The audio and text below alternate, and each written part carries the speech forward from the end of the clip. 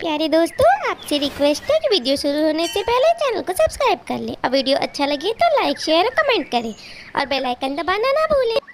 जंगल के सारे पक्षी बारिश का इंतज़ार कर रहे थे। सभी एक जगह जंगल में एकत्रित थे। तभी उधर से राजा के दरबार से सूचनादाता आता है और सूचना देता है। जंगल के सभी वासियों ध्यान से सुनो। राजा के दरबार से एक खबर आई है। अब की बार बारिश जल्दी ही शुरू हो जाएगी। अभी बस कुछ दिनों में बारिश शुरू होने वाली है। तुम सभी अपने अपने घर को मजबूत कर लो।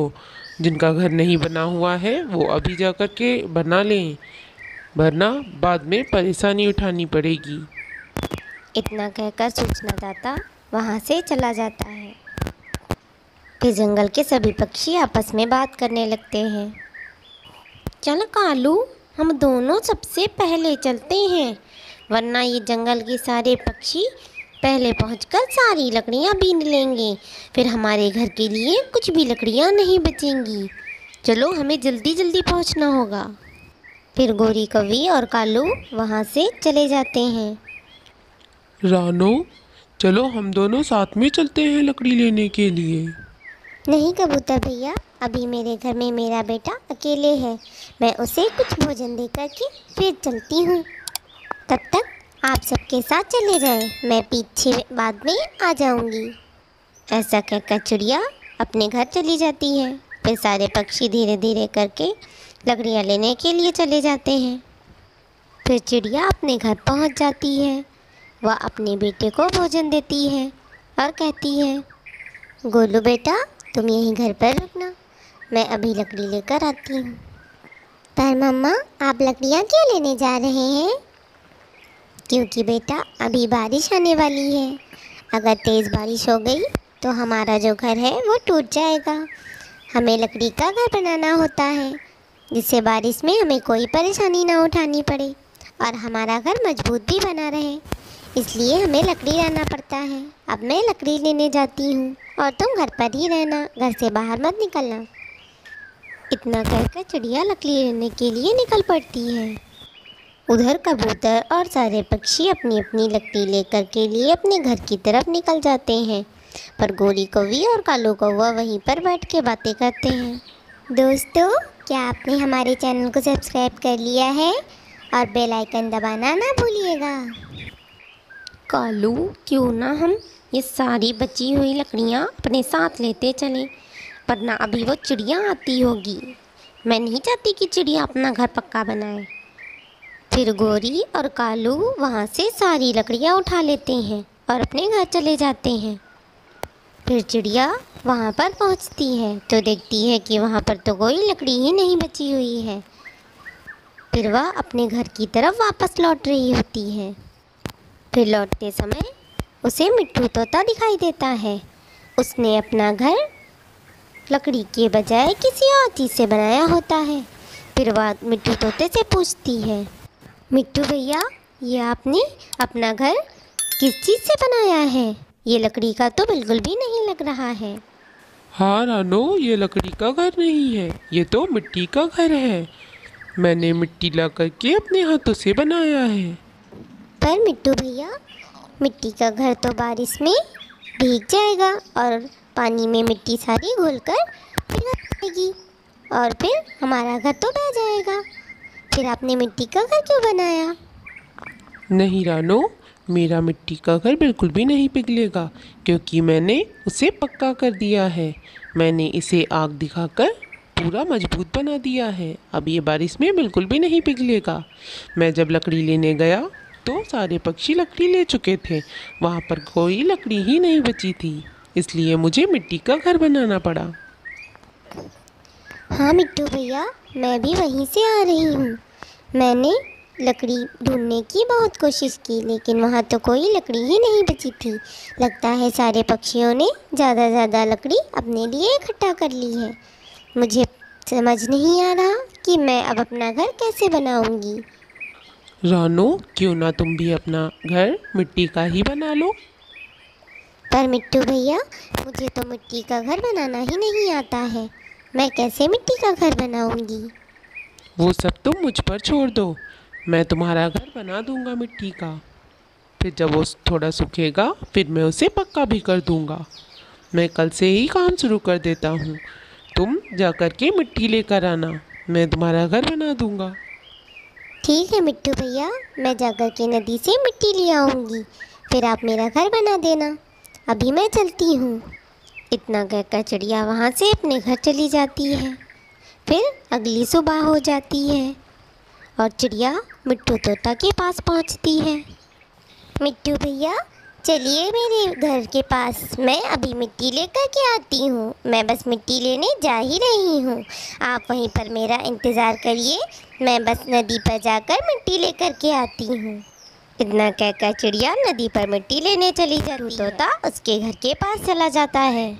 फिर चिड़िया मिट्टी लेकर के मिट्टू तोता के पास पहुँच जाती है। मिट्टू भैया अब मैं मिट्टी ले आई हूँ, अब आप घर बनाने का काम शुरू कर दें। फिर मिट्टू तोता घर बनाना शुरू कर देता है और थोड़ी देर बाद घर बनकर तैयार हो जाता है। मिट्टू भैया ये घर तो कितना सुंदर लग रहा है। हाँ रानू, सुंदर तो है पर अभी ये पक्का नहीं है। आज इसे सूखने देते हैं। अभी मुझे अपने घर के लिए अनाज लेने जाना है। फिर मैं कल आकर इसे आग दिखाकर पक्का कर दूंगा। फिर तोता वहाँ से अनाज लेने चला जाता है। चिड़िया अपने घर के पास बैठी हुई होती है, तभी वहाँ पर गोरी कौवी आ जाती है। अरे रानो, ये तो तूने मिट्टी का घर बनाया है। तेरा घर तो पानी में रुकेगा ही नहीं। जब बारिश शुरू होगी तभी ये पिघल कर तेरा घर खत्म हो जाएगा।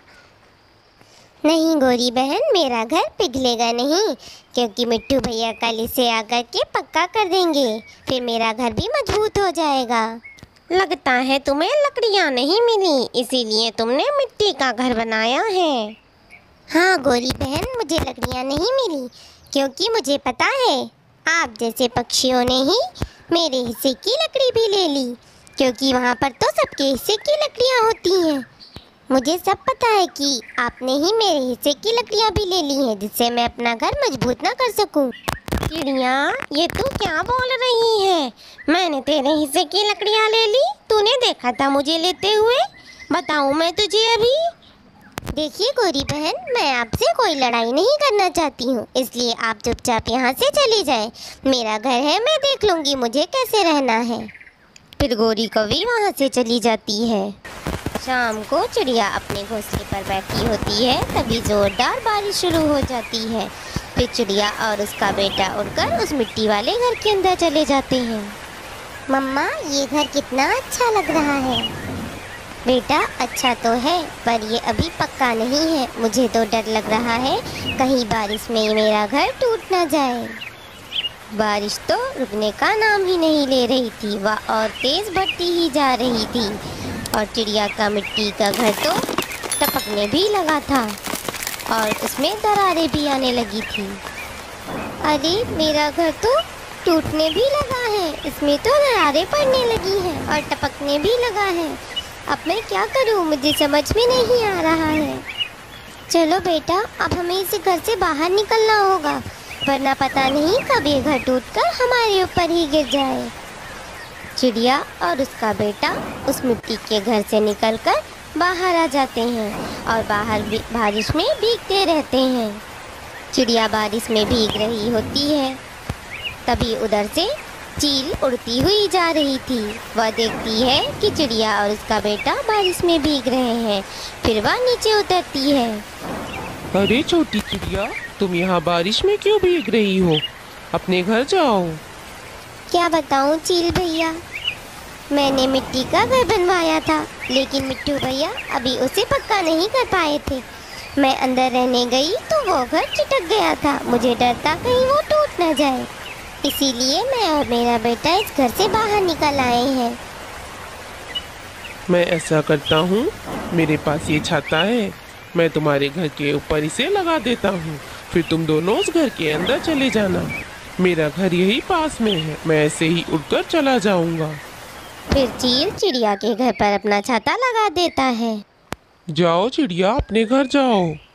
बारिश में मत भीगो, मैंने छाता लगा दिया है। अब बारिश का पानी घर के अंदर नहीं जाएगा। चील भैया आपका बहुत बहुत शुक्रिया। फिर चील वहाँ से चला जाता है। फिर चिड़िया और उसके बेटे इसके अंदर चले जाते हैं। फिर सुबह हो जाती है और बारिश भी रुक चुकी होती है।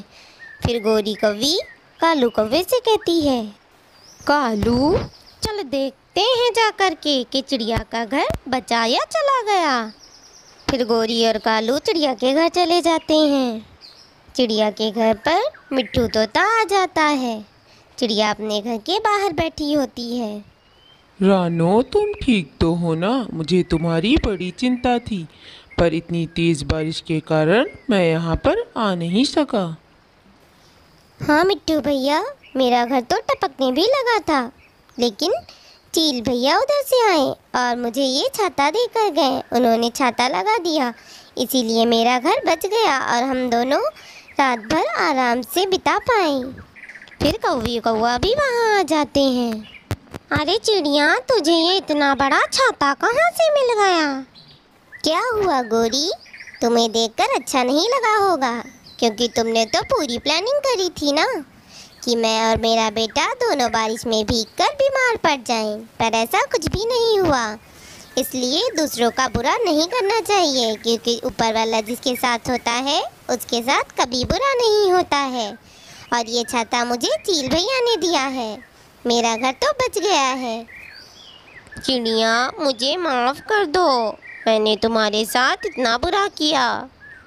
ठीक है गोरी, मैं इस बार तो माफ़ कर दे रही हूँ, पर आइंदा किसी के साथ कभी ऐसा मत करना।